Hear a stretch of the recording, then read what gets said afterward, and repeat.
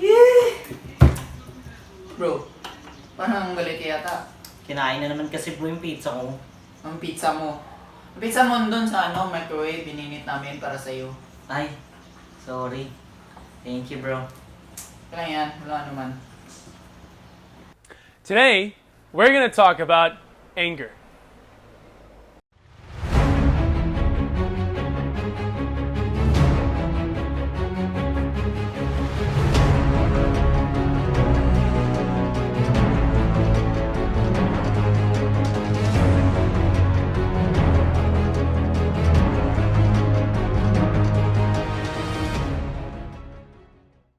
Mayang buntag, Matana, Pilipinas. Today we're going to talk about anger, and I think anger is something that a lot of people are dealing with right now. Especially in the States. People are just so full of rage and all these different things going on because of the controversial issues going on all around the world. And I even think even more so, we can have this anger of just being inside all day, every single day.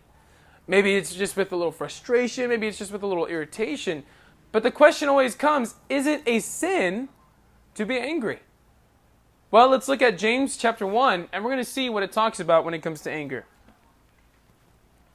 The Bible says, in James chapter 1, in verse 19, the Bible says, "My dear brothers, take note of this. Everyone should be quick to listen, slow to speak, slow to become angry. For man's anger does not bring about the righteous life that God desires." How many problems in our world today would be solved if we would just obey this one passage?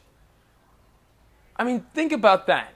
If everyone was just quick to listen. What does it mean to listen? Well, to listen means to understand.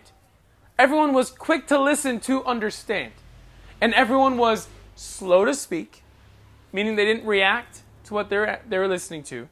They were slow to speak and slow to become angry.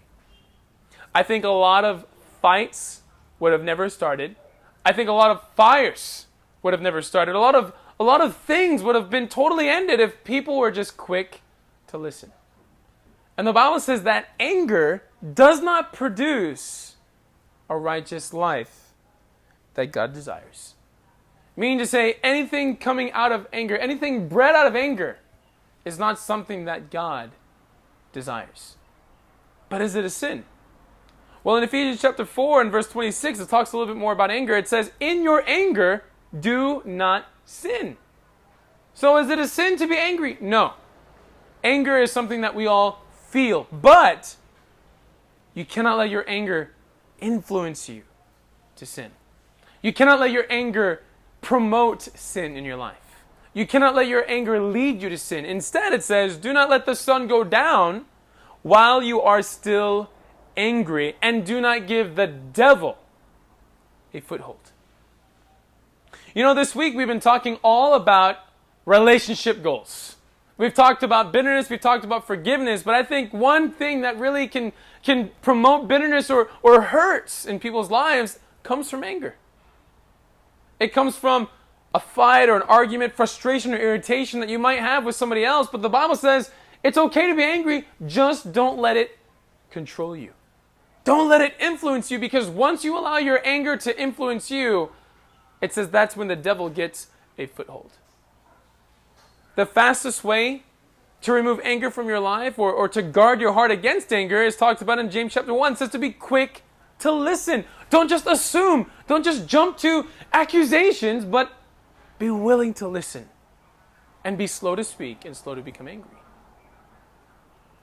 But some of us, we might already be angry, right? We might be listening to this video right now, just thinking about the different things that our roommates or our family member or our friend or a workmate or classmate or whatever person it might have been, we have just this anger in us. Well, the Bible says, "Do not let the sun go down while you are still angry."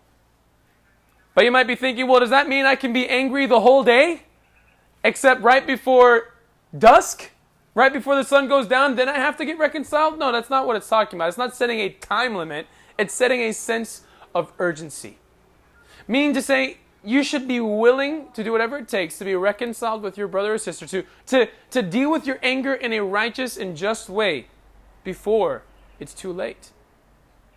Because I think we've all experienced what happens when it becomes too late. When we let our anger just get out of control. You know, for me, I can oftentimes become harsh in my anger. Right? My words start to become a little bit more cutting, more icy. And it's all just because I'm quick to speak and slow to listen. My challenge for every single one of us today as we go after promoting and growing godly relationships in His kingdom with one another, to obey the passage in James chapter 1, verse 20 to 21. To be quick to listen, slow to speak and slow to be angry. And if there is anybody in our hearts that we're angry towards right now, make a decision right after this video to contact that brother or that sister, to contact that family member or work person, whoever it may be, so that your anger can be dealt with in a righteous and just manner. If you're unsure how to do that, we'll take a listen out of the couple other videos that we've already put out starting from Monday, so we can be able to use so that we can have a righteous attitude when it comes to our anger, so that we can be right in the eyes of God, and so that we can all stay connected. Thank you, and God bless. Just helping me to find courage again. Just encouraging me to persevere. Our encouragement could be the one thing that a brother or sister in our fellowship needs to stay faithful.